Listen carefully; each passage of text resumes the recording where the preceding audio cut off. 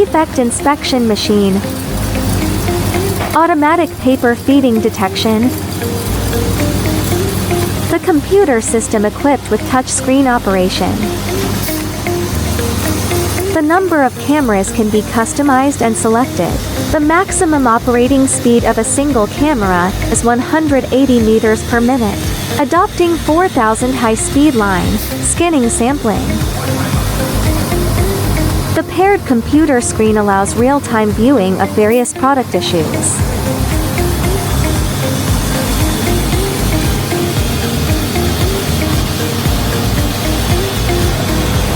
Defective products are directly removed by the hairdryer system. Products that have been detected to be problem-free will be directly delivered to the paper receiving area.